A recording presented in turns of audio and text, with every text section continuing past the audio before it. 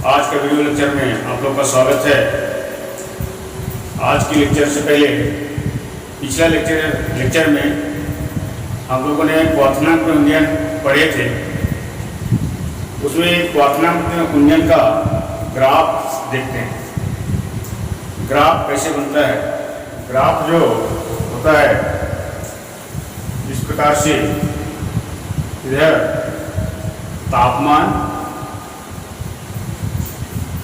और इधर वाष्प दाब।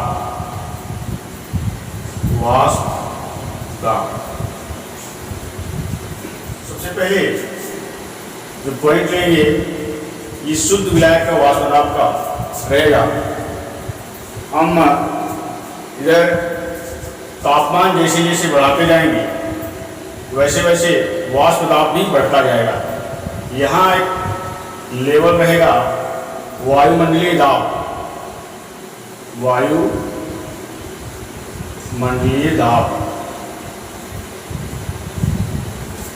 जैसे जैसे तापमान को हम बढ़ाते जाएंगे ये शुद्ध विलायक का वाष्प दाब भी बढ़ता जाएगा। ठीक है, ये शुद्ध विलायक का वाष्प दाब भी बढ़ता जाएगा। यहाँ जैसे तापमान बढ़ाएंगे शुद्ध विलायक का वाष्प दाब ये बढ़ते जाएगा, धीरे धीरे बढ़ते बढ़ते जैसे जैसे तापमान बढ़ाते जाएंगे बढ़ते जाएगा। और जिस बिंदु पर ये वायुमंडलीय दाब के बराबर जब हो जाएगा तो जिस बिंदु पर मिलेगा वायुमंडलीय दाब का जो लेवल है उस बिंदु पर मिलेगा तो यहाँ का जो तापमान होगा, यहाँ का तापमान, ठीक है, इसको हम TB नॉट, क्या होगा ये TB नॉट,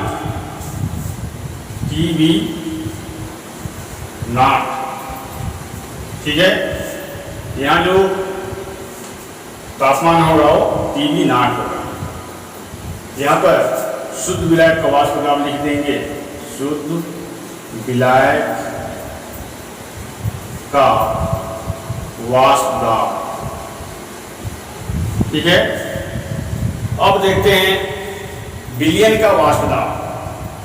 जैसे ही हम शुद्ध विलायक में ठोस अवाष्पशील विलयन मिला देते हैं तो विलयन बन जाता है, और ठोस अवाष्पशील विलयन मिलाते हैं तो शुद्ध विलायक का जो यानी कि जल की सतह पर, विलयन की जल की सतह पर शुद्ध विलायक का अणु के साथ साथ ठोस अवाष्पशील विलयन के अणु भी आ जाता है और वाष्प दाब में कमी हो जाता है।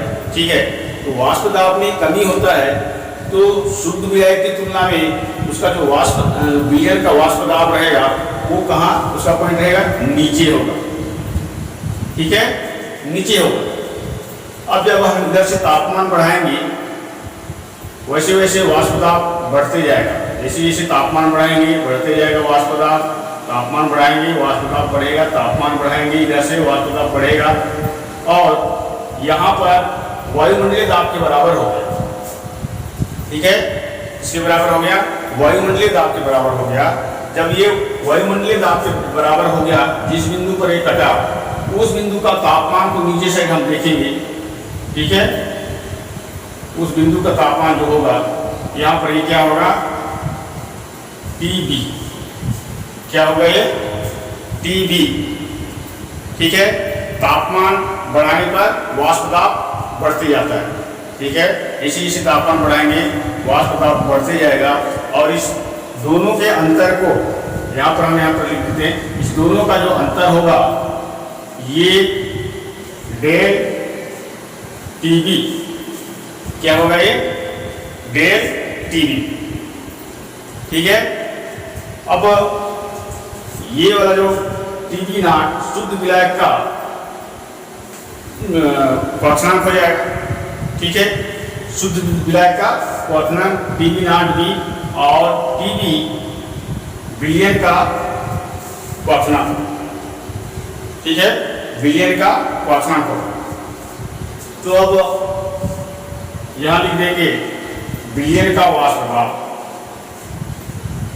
विलयन का वाष्प दाब ठीक है। अब ये आपका जो हो गया क्वथनांक में उन्नयन का ग्राफ, क्वथनांक में उन्नयन का ग्राफ होगा, ठीक है। इसको लिख लेंगे एक वायुमंडलीय दाब, क्या लिखेंगे इसको, एक वायुमंडलीय दाब, एक वायुमंडलीय दाब। यहाँ शुद्ध विलायक का वाष्प दाब है, जैसे जैसे हम तापमान को बढ़ाएंगे शुद्ध विलायक का वाष्प दाब भी बढ़ते जाएगा और एक वायुमंडलीय दाब के बराबर जब हो जाएगा तो वहाँ पर जो क्वथनांक होगा यानी जो ताप, ठीक है, वो क्या होगा, टीवी नॉट बी, यानी टीवी नॉट, यानी टी नॉट बी या फिर टीवी नॉट होगा, ठीक है। और यहाँ पर विलयन का वाष्प दाब होगा, जैसे जैसे हम ताप बढ़ाएंगे विलयन का वाष्प दाब बढ़ते जाएगा, ताप बढ़ाएंगे विलयन का वाष्प दाब बढ़ते जाएगा और एक वायुमंडलीय दाब के बराबर या इस बिंदु पर होगा, उस बिंदु का तापमान को हम देखेंगे, ये होगा टीबी, ठीक है, क्या होगा, टीबी, यानी ये विलयन का क्वथनांक है। टीबी क्या है, विलयन का क्वथनांक, और टीबी नॉट क्या है, शुद्ध विलायक का क्वथनांक, ठीक है। इस दोनों का अंतर को टीबी यानी डेल्टा टीबी, दोनों का अंतर डेल्टा टीबी, ठीक है। यहाँ पर लिख सकते हैं शुद्ध विलायक का क्वथनांक, जिस बिंदु को मिला शुद्ध विलायक का क्वथनांक, और नीचे वाला ये विलयन का वाष्प दाब वाला है, तो ये विलयन का क्वथनांक, विलयन का क्वथनांक, ठीक है। ये हो गया क्वथनांक में उन्नयन का ग्राफ। अब कुछ न्यूमेरिकल प्रश्न देखते हैं। प्रश्न, बेंजीन का, अब यहाँ जो चीज दिया है उसको हम पहले लिखेंगे। जैसे हल में दिया है क्या क्या दिया है, बेंजीन का क्वथनांक 353 पॉइंट कितना दिया है, 2-3 केल्विन, यानी केवी, सबसे पहले केवी देखते हैं। केवी बराबर कितना दिया है, 2.53 किलो केल्विन किलोग्राम प्रति मोल। उसके बाद में विलेय का द्रव्यमान, यहाँ पर देखेंगे विलेय का द्रव्यमान 1.80, WB बराबर 1.80 ग्राम, ठीक है। उसके बाद में हमको निकालना है डेल्टा टीबी, क्या निकालेंगे, डेल्टा टीबी। तो डेल्टा टीबी बराबर यहाँ माइनस करना है कितना में, 354.11 में हम माइनस करेंगे, ये तो दिया है 354.11 माइनस 353.23, ठीक है।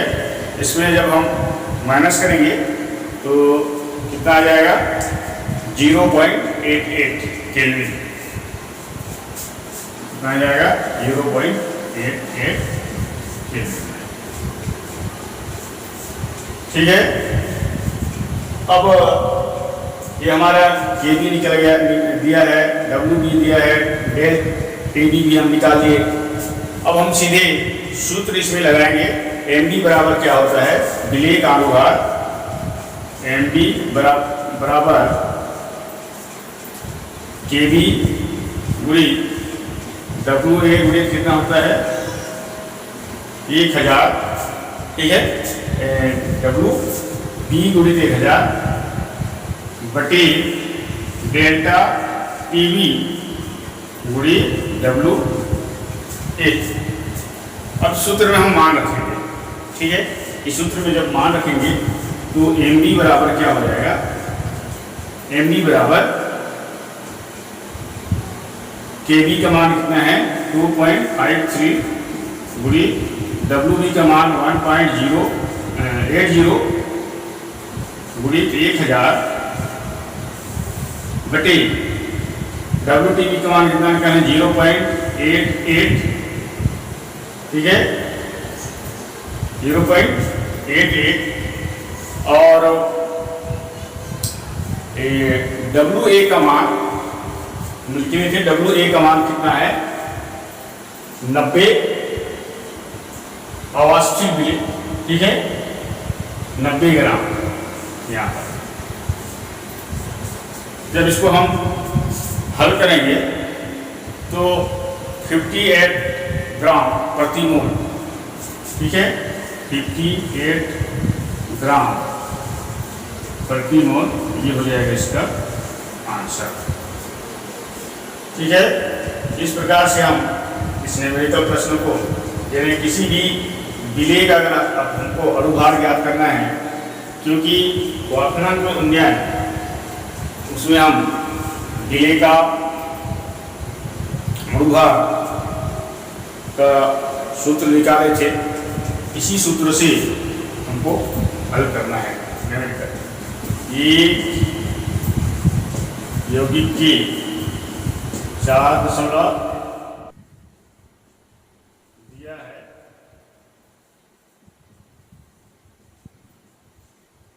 विलेय का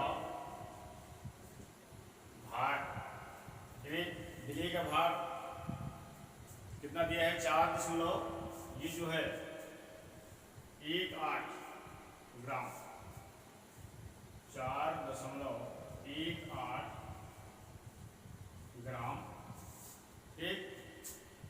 उसके बाद में विलायक का भार, इसका विलायक का भार 240 ग्राम, यहाँ जल जो है शुद्ध विलायक है, यहाँ पर लिखेंगे शुद्ध विलायक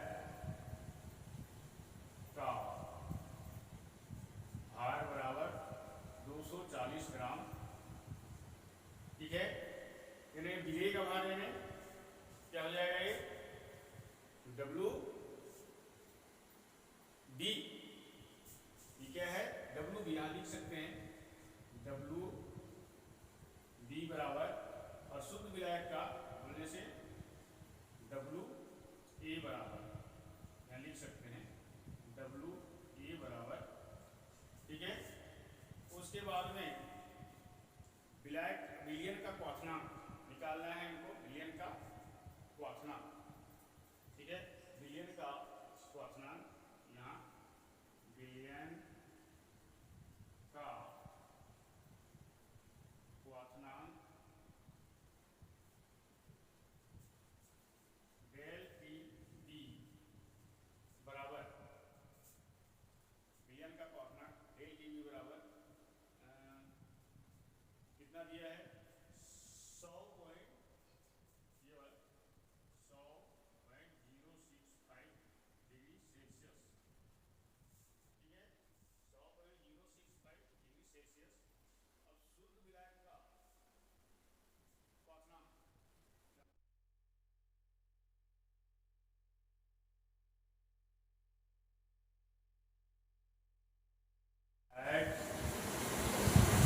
का क्वाथनांक 100 डिग्री सेल्सियस, कितना 100 डिग्री सेल्सियस। अब क्वाथनांक में वृद्धि, क्वाथनांक में वृद्धि डेल TB बराबर, क्वाथनांक में वृद्धि डेल TB बराबर, इन दोनों को हम क्या करेंगे माइनस करेंगे, इन दोनों को माइनस करेंगे, कितना कितना है 100.065 माइनस 100 डिग्री सेल्सियस, तो कितना हो जाएगा 0.065 डिग्री सेल्सियस, ठीक है 0.065 डिग्री सेल्सियस। अब हम सूत्र लिखेंगे, सूत्र क्या है MB बराबर सूत्र क्या है, बी बराबर के बी गुणित डब्ल्यू बी गुणित 1000,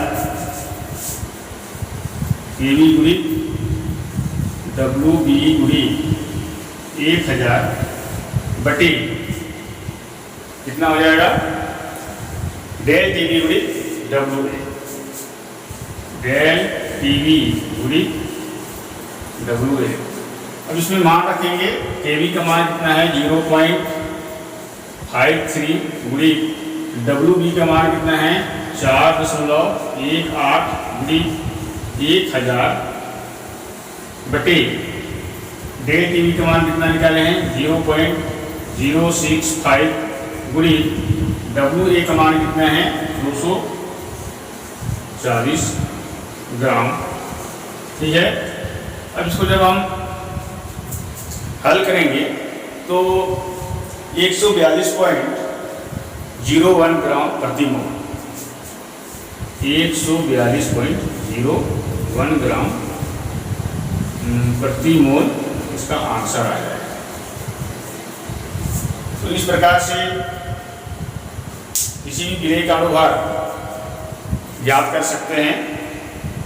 ठीक है, गुणधर्म का अगला पॉइंट आता है हिमांक में आनुमन। क्या आएगा, हिमांक में आनुमन।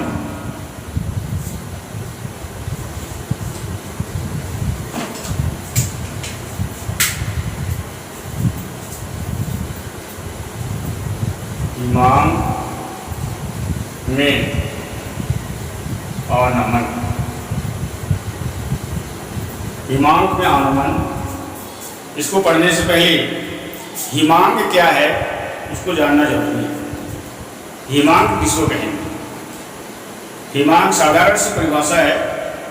अगर साधारण सी परिभाषा हम देखेंगे तो जिस तापमान पर कोई द्रव ठोस में परिवर्तित होती है उसको क्या कहते हैं, उस तापमान को हिमांक कहते हैं। जिस तापमान पर कोई द्रव ठोस में परिवर्तित होती है उसको क्या कहेंगे, हिमांक। ठीक है, लेकिन हम व्यापक वाष्प दाब को लेकर चल रहे हैं। ठीक है, इस यूनिट में यानी अनुसंख्यक गुणधर्म किसको लेकर चल रहे हैं, वाष्प दाब को लेकर चल रहे हैं। इसलिए वाष्प दाब के आधार पर हमको डेफिनेशन बनाना है। साधारण सी डेफिनेशन क्या है, जिस तापमान पर कोई द्रव ठोस अवस्था में परिवर्तित होती है उस तापमान को उसका हिमांक कहते हैं। ठीक है, अब हिमांक यानी हम परिभाषा ऐसा तापमान जिस पर किसी द्रव का वाष्प दाब ठोस प्रावस्था के वाष्प दाब के बराबर हो जाता है तो उस तापमान को हिमांक कहते हैं। क्या लिखेंगे, ऐसा तापमान जिस पर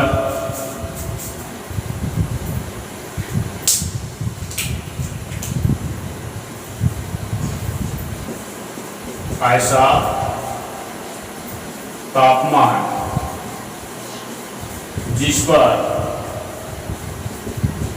ऐसा तापमान जिस पर किसी द्रव का वाष्प दाब किसी द्रव का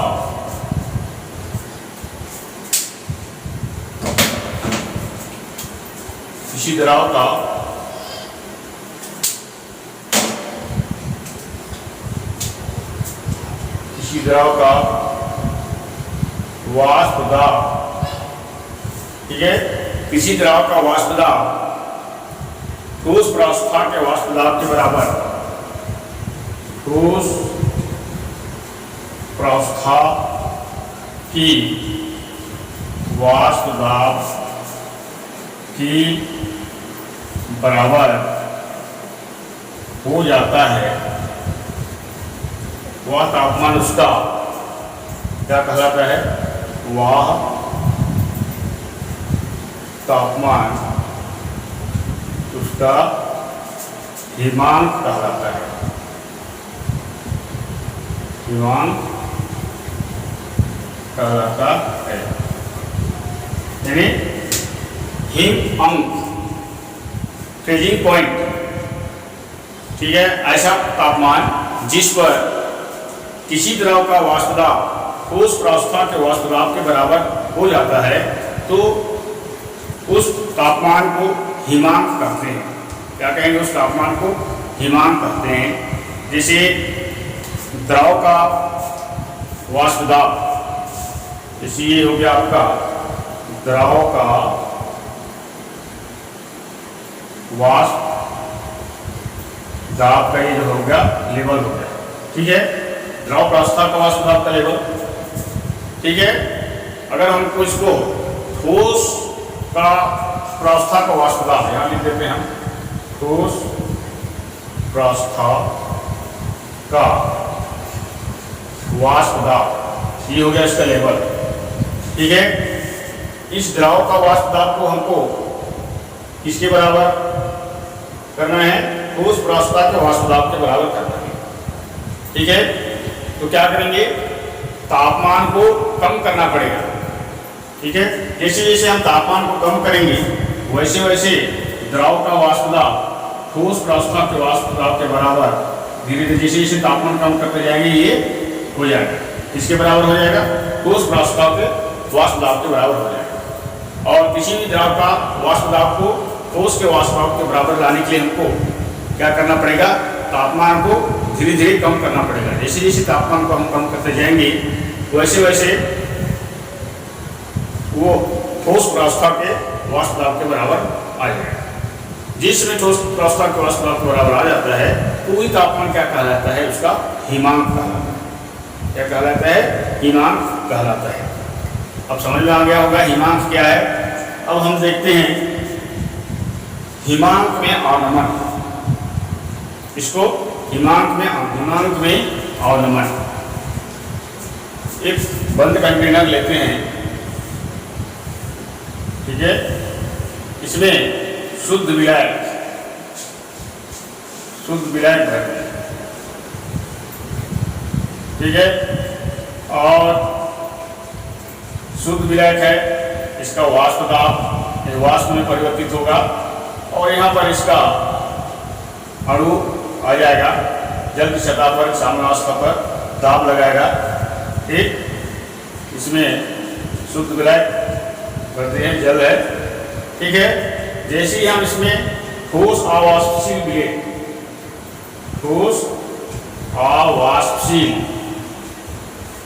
विलेय मिला देते हैं,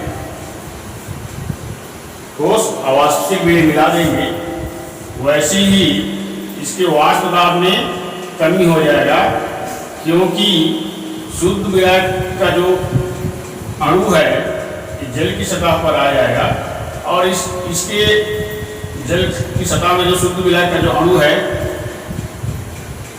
उसी में विलेय का अणु भी एडजस्ट हो जाएगा, जिससे क्या होगा? वाष्प दाब में कमी हो जाएगा। यह अब क्या बन गया? विलयन बन चुका है, क्योंकि इसमें ठोस अवाष्पशील विलेय मिला दिए। इसमें शुद्ध विलायक में जब तक शुद्ध विलायक रहता है तब तक ये अच्छा से उड़ेगा, अच्छा से वाष्प बनाएगा और वाष्प दाब अच्छा से लगाएगा, ठीक है। जैसे ही इसमें ठोस अवाष्पशील विलेय मिला देते हैं वैसे ही शुद्ध विलायक के अणु के बीच में विलेय का अणु आ जाएगा और ये वाष्प में परिवर्तित कम होगा और वाष्प दाब भी कम लगाए जाएंगे, वाष्प दाब में यहाँ पर कमी हो जाएगा, ठीक है, वाष्प दाब में कमी हो जाएगा। मान के चलो हम शुद्ध विलायक का वाष्प दाब, इधर हम उसका लेवल लेते हैं, शुद्ध विलायक का वाष्प दाब, शुद्ध विलायक का वाष्प दाब, इसके लेवल यहाँ पर है, ठीक है। अच्छी तरह से इसको समझेंगे।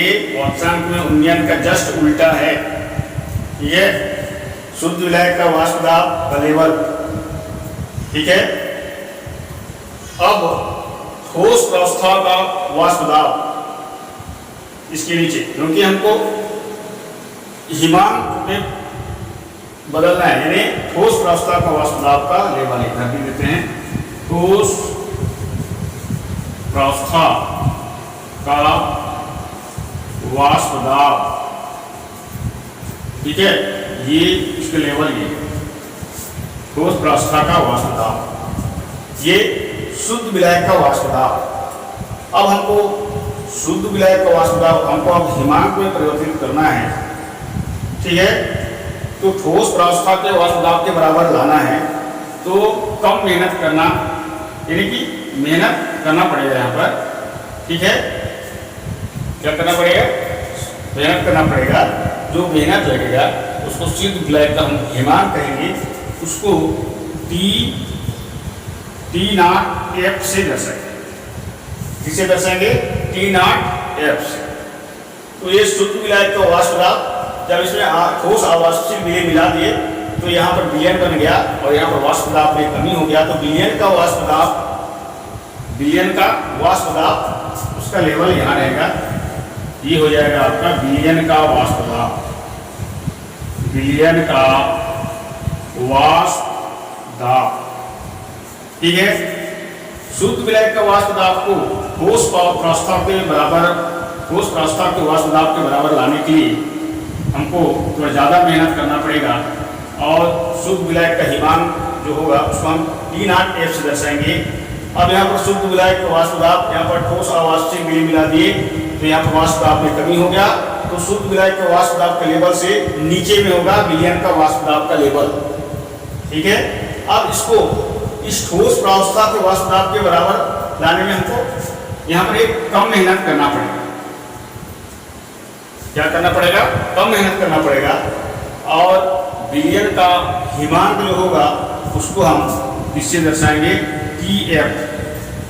इससे दर्शाएंगे ये TF, ठीक है। इससे दर्शाएंगे TF। अब आपको समझ में आ रहा होगा ये शुद्ध विलायक का वाष्प दाब है, इसको ठोस प्रावस्था के वाष्प दाब के बराबर लाने के लिए ज़्यादा मेहनत करना पड़ेगा। ये जो शुद्ध विलायक का हिमांक जो होगा इसको हम T0F या TF0 से दर्शाएंगे, इससे TF0, ठीक है। और शुद्ध विलायक में ठोस अवाष्पशील विलयन मिला दिए तो वाष्प दाब में कमी हो जाता है, इसलिए शुद्ध विलायक का वाष्प दाब के लेवल से नीचे रहेगा विलयन का वाष्प दाब का लेवल। इसको कम मेहनत करना पड़ेगा इस प्रावस्था तक लाने में, ठोस प्रावस्था का वाष्प दाब के बराबर लाने में विलयन का वाष्प दाब को कम मेहनत करना पड़ेगा। और विलयन का हिमांक जो होगा उसको किससे दर्शाएंगे? TF से। किससे दर्शाएंगे? TF से। तो यहाँ पर TF छोटा होगा किससे? T0F से। T0F से, ठीक है, क्योंकि इसको ज्यादा मेहनत करना पड़ेगा। तो शुद्ध विलायक का हिमांक T0F है और विलयन का वाष्प दाब इसका लेवल देखो ये नजदीक में हो रहा है ठोस प्रावस्था के वाष्प दाब के बराबर लाने में, तो ये हो गया TF छोटा होगा किससे? T0F से। अब हम इसका डेफिनेशन बना सकते हैं, जैसे जब किसी विलायक में अवाष्पशील विलयन मिलाया जाता है तो उसके हिमांक में कमी हो जाती है, उसके हिमांक में कमी हो जाती है, इसे हिमांक में अनमन कहते हैं। जब किसी विलायक में, ठीक है, शुद्ध विलायक में जब हम ठोस अवाष्पशील विलयन क्या किए? मिला दिए तो उसके हिमांक में कमी आ गया, ठीक है, उसके हिमांक में कमी आ गया क्योंकि विलयन का वाष्प दाब को ठोस प्रावस्था के वाष्प दाब के बराबर लाने में कमी आया, उसके हिमांक में कमी आया, ठीक है। तो हम इसको क्या कहेंगे? हिमांक में अनमन। क्या कहेंगे इसको? हिमांक में अनमन कहेंगे, ठीक है। हम परिभाषा लिख सकते हैं, कैसे लिखेंगे? जब किसी विलायक में अवाष्पशील विलयन मिलाया जाता है, यहां लिख दे रहा हूं मैं, जब किसी विलायक में अवाष्पशील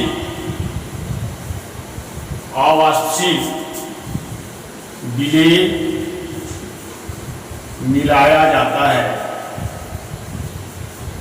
तो अवाष्पशील विलयन मिलाया जाता है तो उसके हिमांक में कमी हो जाती है, तो उसके हिमांक में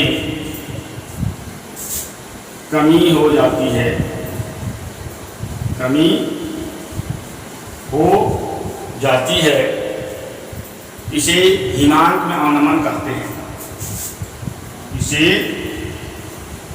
हिमांक में अवनमन कहते हैं। अवनमन या हिमांक में अवनमन कहते हैं। इसको किससे दर्शाएंगे? Del T F. किससे दर्शाएंगे? डेल टी एफ से दर्शाएंगे। ठीक है, तो डेल टी एफ कहां पर बनेगा? यहां। ठीक है, दोनों का अंतर, ये डेल टी एफ यहां लिख सकते हैं। इसे डेल टी एफ से दर्शाते हैं।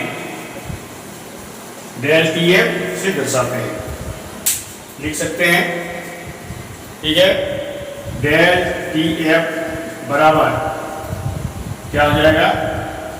T not F minus T F minus क्या हो जाएगा? T F minus T F हो गया।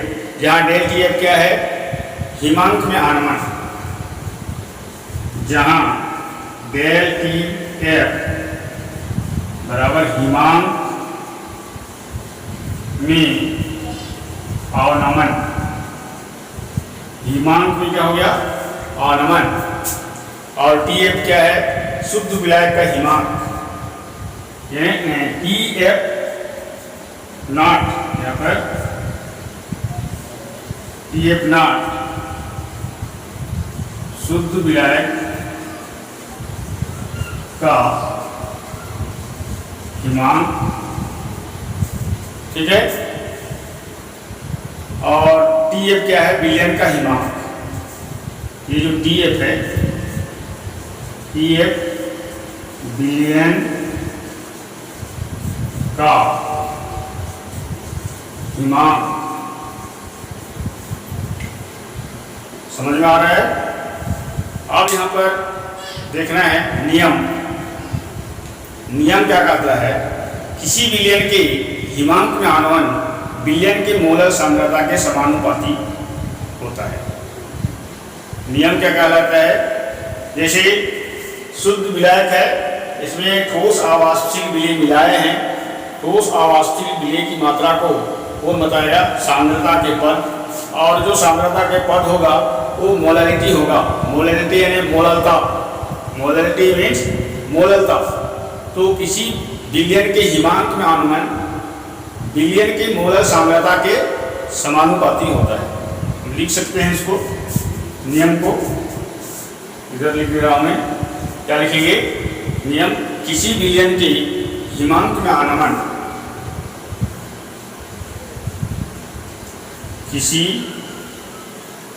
विलयन की हिमांक में अवनमन, हिमांक में अवनमन विलयन के मोलर सांद्रता के समानुपाती होता है। विलयन की मोलर सांद्रता के समानुपाती, सांद्रता की समानुपाती होता है। सांद्रता की समानुपाती होता है। ठीक है, तो डेल टी एफ समानुपाती क्या हो जाएगा? डेल टी एफ समानुपाती स्मॉल एम। ठीक है, अब समानुपाती के चिन्ह को जब हम हटाएंगे तो डेल टी एफ बराबर के बी एम हो जाएगा। के बी एम क्या है? यहाँ पर के बी क्या है? हिमांक अवनमन स्थिरांक। के बी क्या है? हिमांक अवनमन स्थिरांक। ठीक है, जहां लिख सकते हैं, जहां के बी बराबर हिमांक अवनमन स्थिरांक। ठीक है, अब हम इसको आगे बढ़ाएंगे। चूंकि उनको मालूम है m बराबर क्या होता है? स्मॉल m बराबर डब्ल्यू बी गुणी 1000 बटे एम बी गुणी डब्ल्यू ई इन ग्राम। ठीक है, यहाँ पर m बराबर क्या होता है, m बराबर डब्ल्यू डी गुणित 1000 बटे एम बी गुणित क्या होगा, डब्ल्यू ए क्या होगा, डब्ल्यू ए इन क्या हो जाएगा, ग्राम में। ठीक है, अब यहाँ पर हम m की जगह में इस मान को हम रखेंगे, m का मान को यहाँ रखेंगे, तो क्या हो जाएगा,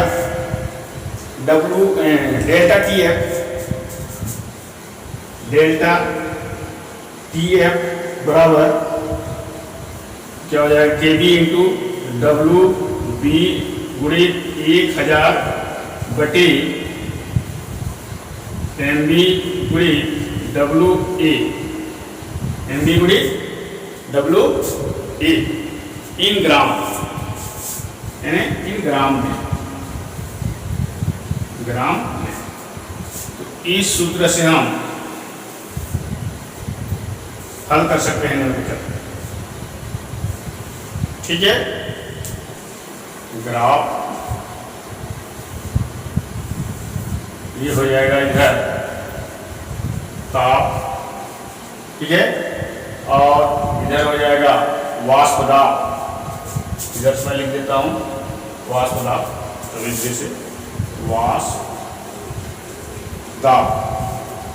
ठीक है, अब ठोस प्रावस्था में वाष्प दाब, पहला बिंदु ठोस प्रावस्था का वाष्प दाब, यहां पर हम बनाएंगे ठोस प्रावस्था का वाष्प दाब, यानी लिख देते हैं ठोस प्रावस्था का वाष्प दाब, छोटा छोटा मैं लिख दिया हूं, ठोस प्रावस्था का क्या होगा, ये वाष्प दाब। ठीक है, अब यहां पर शुद्ध विलायक का वाष्प दाब लेवल मैं इसके पहले चित्र में बताया था ऊपर। ठीक है, तो यहां पर देखते हैं ये आसपास शुद्ध विलायक का वाष्प दाब लिख देते हैं, शुद्ध विलायक का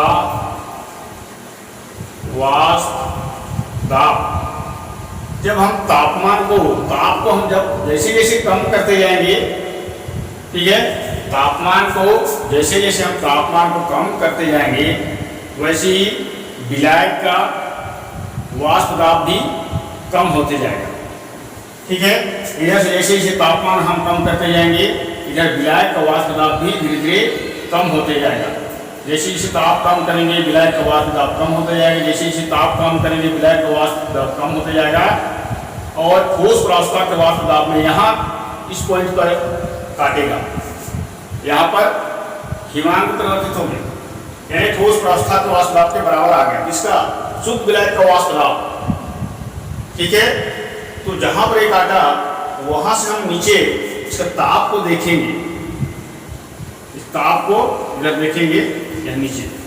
ठीक है, इसको क्या नाम देंगे, T0F, क्या देंगे, T0F। ठीक है, ये किसका है, शुद्ध विलायक का वाष्प दाब का।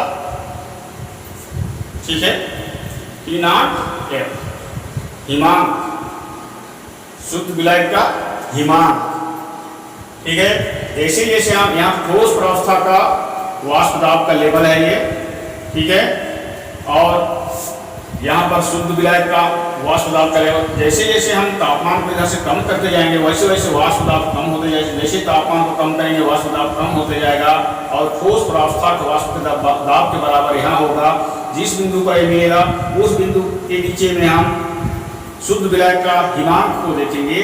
ठीक है, ताप को देखेंगे, तो यहाँ पर क्या नाम देंगे, T0F शुद्ध विलायक का क्या हो जाएगा, हिमांक, शुद्ध विलायक का हिमांक हो गया। अब हम जो इसके पहले जो मैं आप लोगों को समझाया उसमें लेवल बनाया था, विलयन के वाष्प दाब का लेवल शुद्ध विलायक के वाष्प दाब के नीचे था। ठीक है, शुद्ध विलायक के वाष्प दाब के नीचे, क्योंकि ठोस शुद्ध विलायक में ठोस जैसे ही ठोस अवाष्पशील विलय मिला देते हैं वाष्प दाब में क्या होता है, कमी हो जाता है। तो शुद्ध विलायक के वाष्प दाब से नीचे रहेगा उसका लेवल विलयन का वाष्प दाब का। तो जस्ट इसके नीचे में यहाँ, ठीक है, यहाँ लिख देते हैं विलयन का वाष्प दाब, विलयन का वाष्प दाब, ठीक है। जैसे जैसे हम ताप काम करते जाएंगे वैसे वैसे इसका वाष्प दाब में कमी होता जाएगा। जैसे ताप काम करते जाएंगे वाष्प दाब में कमी होगा, और ये यहाँ पर इसका ठोस प्रावस्था के वाष्प दाब के बराबर यहाँ पर हो जाएगा। ठीक है, समझ में आ रहा है। तापमान को जैसे जैसे कम करते जाएंगे विलयन का वाष्प दाब में कमी होता जाएगा, तापमान कम करेंगे कमी होते जाएगा, वाष्प दाब कम होते होते यहाँ पर कटेगा। ठीक है, अब यहाँ पर कटेगा तो इसका तापमान को नीचे की ओर देखेंगे तो विलयन का हिमांक किसे दर्शाएंगे, इसको TF से, किसे दर्शाएंगे, TF से। अब इस दोनों का अंतर को क्या बोलते हैं, हिमांक में आनमन, डेल TF। इस दोनों का अंतर शुद्ध विलयन का हिमांक, ठीक है, और विलयन का, ठीक है, विलयन का हिमांक, शुद्ध विलयन का हिमांक और विलयन का हिमांक, दोनों के अंतर को क्या बोलते हैं, हिमांक में अवनमन, डेल TF, यानी डेल TF बराबर T0F माइनस TF हो जाएगा। समझ में आ गया होगा, ठीक है। ऐसे इसका क्या बनेगा, ग्राफ बनेगा, इसका हिमांक में आनमन का ग्राफ।